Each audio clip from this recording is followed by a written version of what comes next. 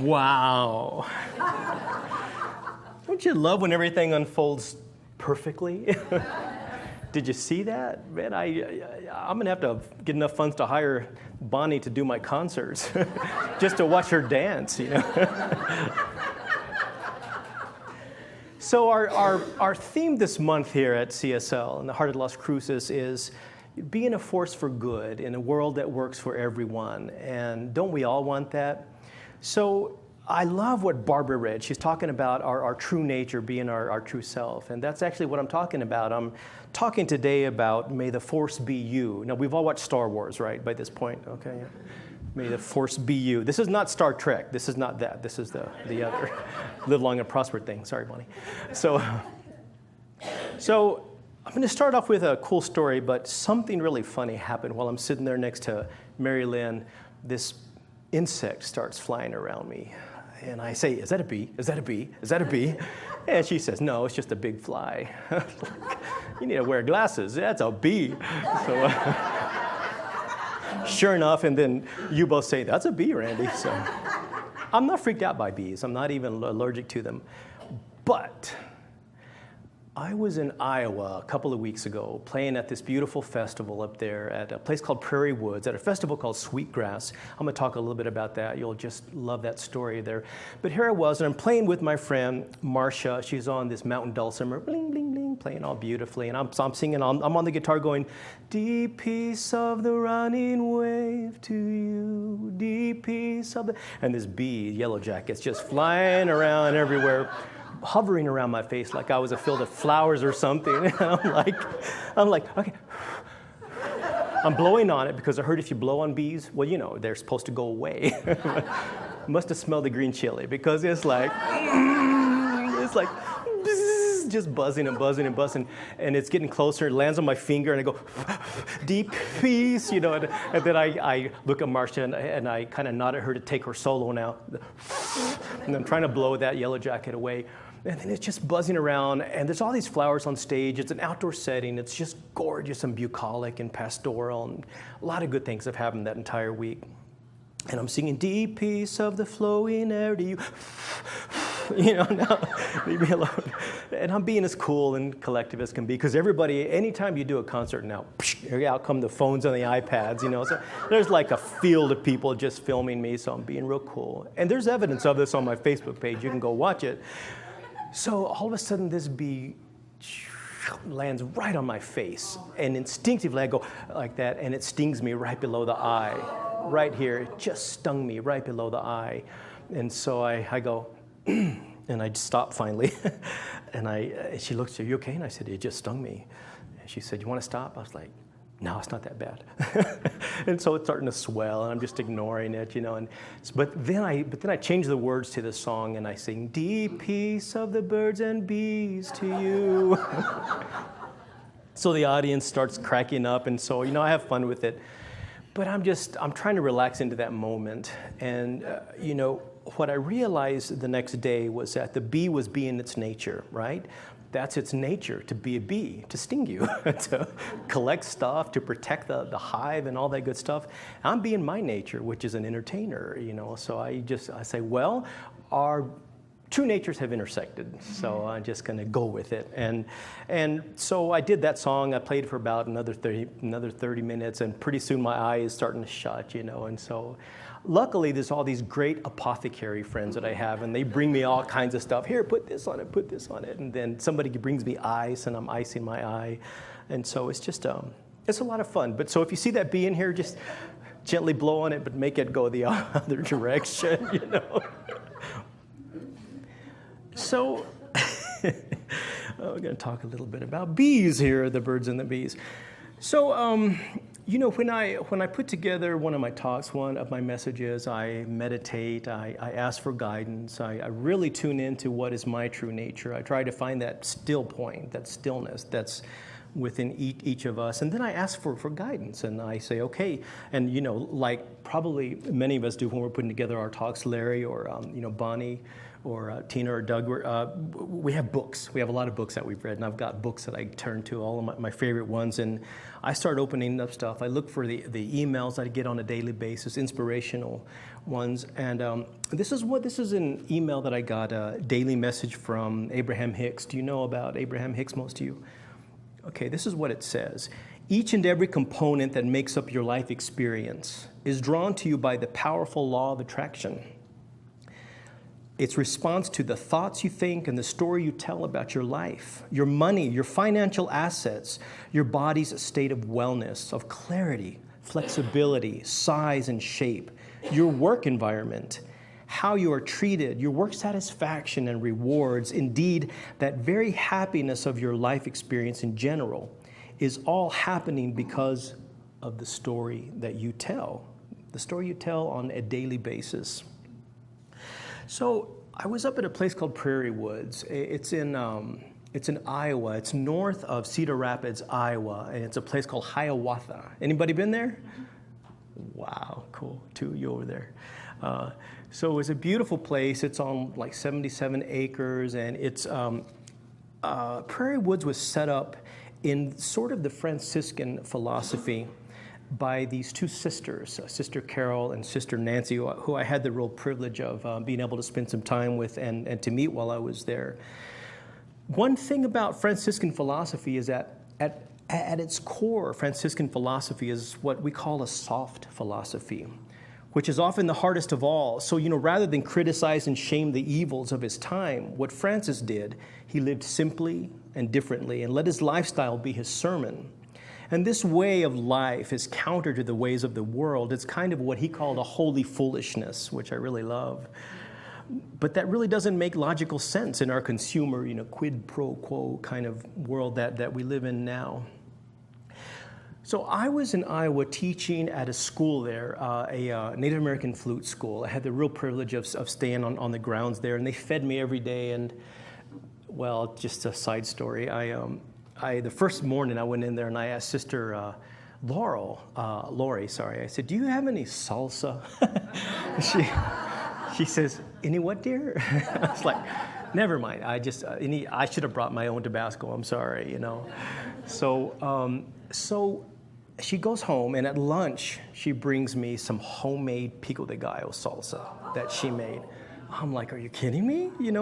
She says, "I'm gonna let you have this on one condition. You have to sing La Bamba to me, or that Earth, Wind, and Fire song, September." I was like, "Well, La Bamba's probably easier on the guitar, so I'll do that later." So she brings me this salsa, and we're chatting, and we just kind of set up this friendship. I find that in the only way that salsa can really do, opens doors for you, So she brought some salsa that she made from home, and then they grew jalapenos there. So she brings me a giant bowl of jalapenos, and she puts it on my table next to me, and everybody's saying, "Well, how do you rate?" And I said, "Well, I asked, Plus I have to sing to her." So the next morning at 8 in the morning, I go in and I sing La Bamba. And that's early to sing La Bamba, I got to tell you.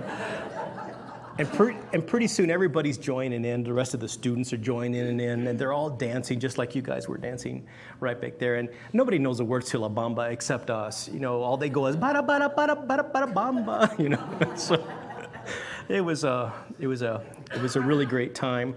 But so I made these connections with people, and things were unfolding in such a nice serendipitous way. And the last day that I was there, the last Sunday, part of my job was I offered to lead a guided labyrinth meditation, a walking meditation. And guess who shows up? Sister Carol and Sister Joy. I was like, oh my gosh. Has anyone seen that movie, Wayne's World? Where they meet Alice Cooper and they're like, "We're not worthy, we're not worthy." Well, that's how I was like, "Oh, what are y'all doing here?" And they're like, "Well, we thought we would just come and be part of it, and we have some stuff that we're trying to work on as well." And I went to a Catholic school, 1 through 6th grade, and I was an altar boy till probably age 17. So nuns, they kind of scare the hell out of me still, So, but it was all good. So Sister Carol, she was saying, When I was there, the Cedar River in Cedar Rapids was just right down the road, about 5 miles from us, was getting ready to flood. And in 2008, they had a real devastating flood, some of you may know about. The river was getting ready to crest. And so Sister Carol, she said, you know, I'm really worried and I feel like I'm not doing enough. I need to be doing something more, so I'm going to try to use this meditation to work that out.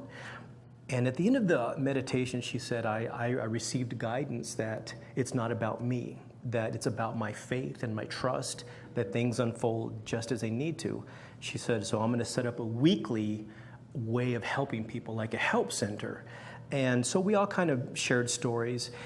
And for me, that was a good reminder that you have to give it over to something larger. And part of being a force for good in the world, like we've been talking about, is knowing that your part, your contribution is worth something. It's like what Bonnie talked about last week when she said, you know, every ingredient that you put into the what do you call it, the soup consciousness? Yeah, consciousness soup, thank you.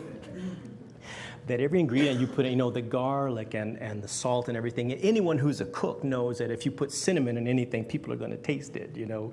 So everything that we do is a contribution to that greater good.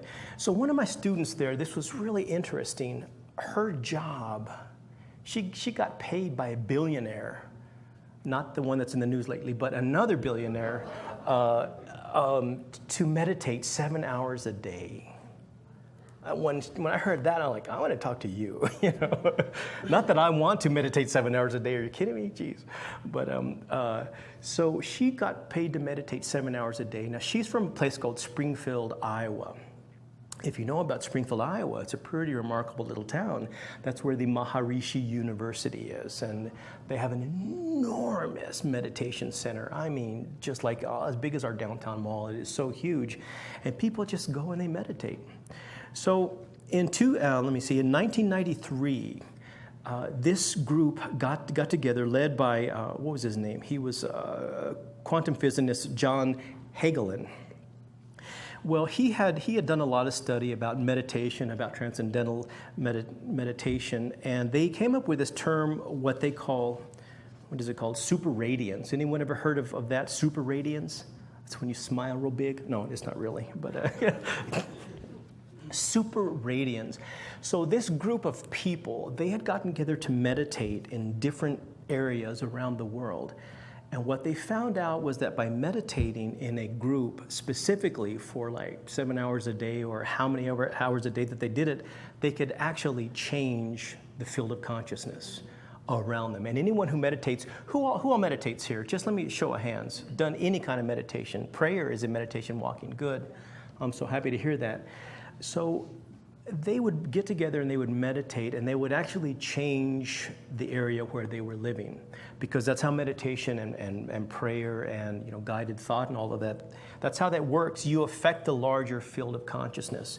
So these people, they went to Washington, D.C., which in 1993, Clinton was president, the other one was president, and the crime rate at that time was 3 times the national average. So they were going to do this experiment. It took place from June 7th to July 30th, 1993. They started out with 800 meditators. These people were trained meditators.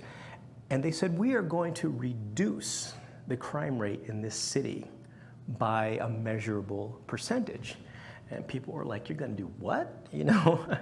And so they didn't want to do it all on their own, so they got some people. They got some people from the Maharishi University of Management.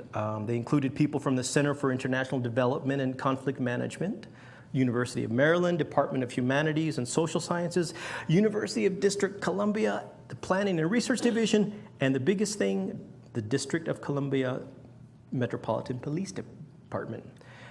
So they said, we're going to meditate every day and we're going to chase consciousness. So the police chief went on record and he laughed and he said, the only thing that's going to change crime in our city during the summer is if it snows 20 inches, you know. Now they're good at meditating, but they can't do that, you know, just yet.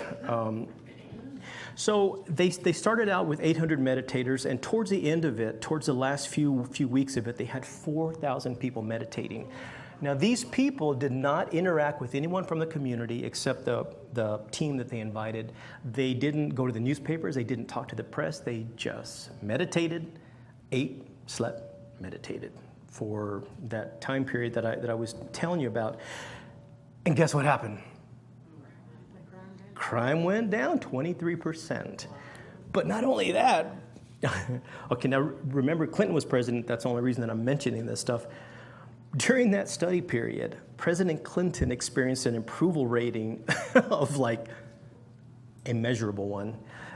Media positivity towards Clinton showed a net change increase. Emergency psychiatric calls decreased. Hospital trauma cases decreased. Complaints against the police decreased. Accidental deaths decreased. Quality of life index improved during that time period. Now, what they did, they went back and they looked at the records for the previous 6 or 5 years, and they found that that did not happen all by itself.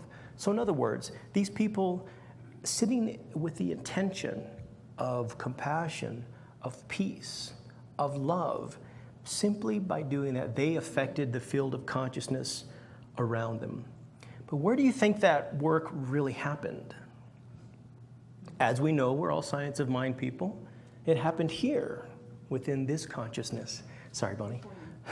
To my head. It happened up here in the cranium.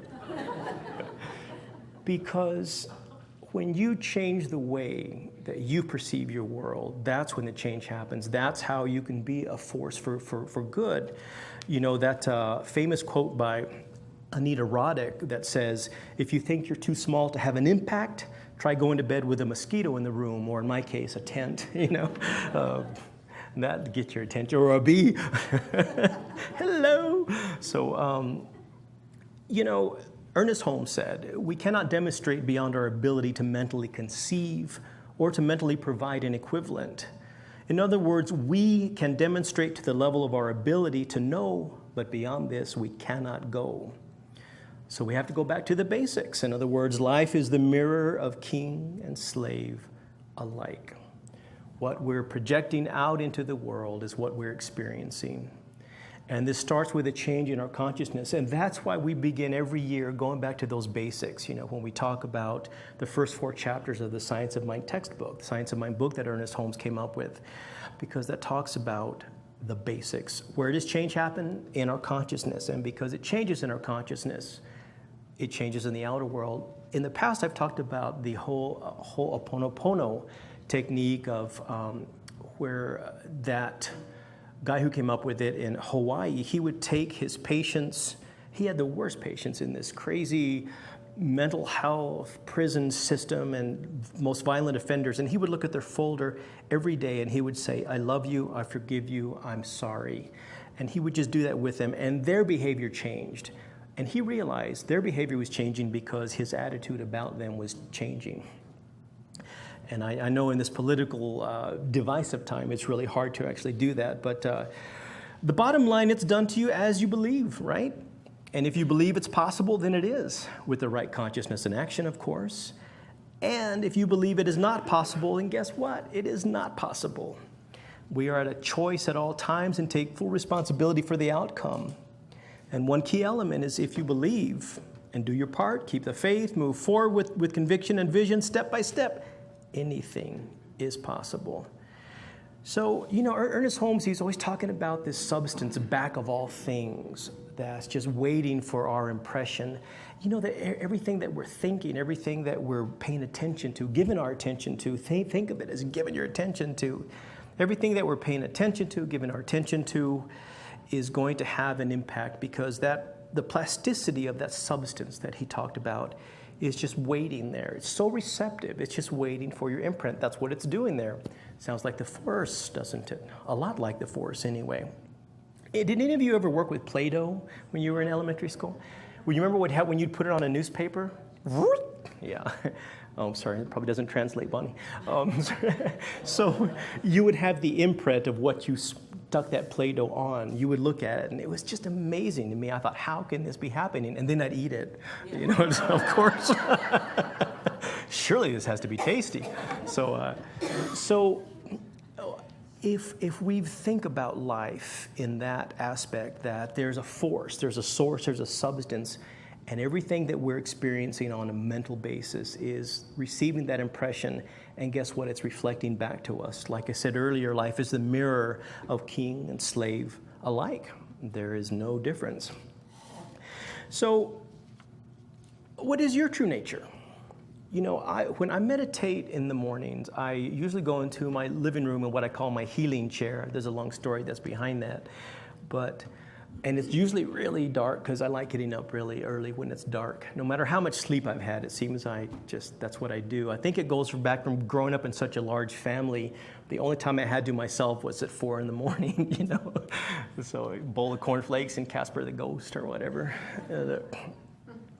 So I noticed that when I go in there and I turn on my little Himalayan salt lamp and I click it on, well, the darkness is dispersed by that simple little light. So what's your true nature? Are you a big halogen bulb? Are you a radio? You know, are you one of the little salt lamps with little 4-watt bulbs? Are you a candle? Whatever it is, you are having an impact, and that is your true nature. Be it. I think too often we spend time expecting that we should be making a larger impact on the world. Well, you are, like I said, that little bee, that's a tiny little thing flying right above my face, you know, it had quite a little impact on me. So do you know about the Jedi Knights? Okay, good. When George Lucas was coming up with Star Wars, with the whole concept of Star Wars, which he wrote, well, do you know where he went for his source material? Joseph Campbell. He went to Joseph Campbell's work, The Hero's Journey, the mythological aspect that we humans carry on from generation to generation. Every place all around this world, we all seem to have the same archetypes. So George Lucas went to The Hero's Journey and those kind of things that Joseph Campbell had written. He met with Joseph Campbell. He asked Joseph Campbell, what is religion? What is myth? Why do we keep reinventing the same thing over and over? So when you watch Star Wars next time, the first 3, not the new ones, but when you watch them, pay attention to that storyline that he's putting in there. And he was asked in an interview, George Lucas was asked in an interview, so are you drawing on Buddhism, on Christianity? He said, I'm drawing on everything. I'm drawing on everything that the human collective has ever experienced without being specific. And I kind of like that. So I'll just give you quick 5 steps to be a Jedi. Didn't know, did you? Got to have a lightsaber. No. A light. Sorry, Bonnie. Okay. The first is to recite the Jedi mantra throughout the day, which is, this is kind of cool. There is no emotion, there is only peace. There is no ignorance, there is only knowledge. This goes right back to what Barbara was talking about from Ernest Holmes' book.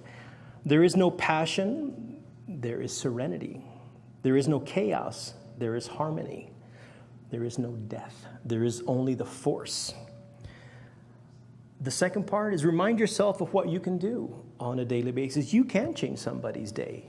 Immediately, a cashier, ask them, how's your day going? I was sitting in a cafe right here in the Mesquite neighborhood before I came over having some coffee and toast because I couldn't have any chili because I'm wearing a white shirt, so I knew it would cause problems. And I'm talking to the waitress. She's really funny. She's just a great, great person. And she said, you going to have any dessert today? And I said, no, I have to go speak. You know, I can't get any ice cream in my throat. She said, well, how about an empanada? You know, and so we're having a lot of fun.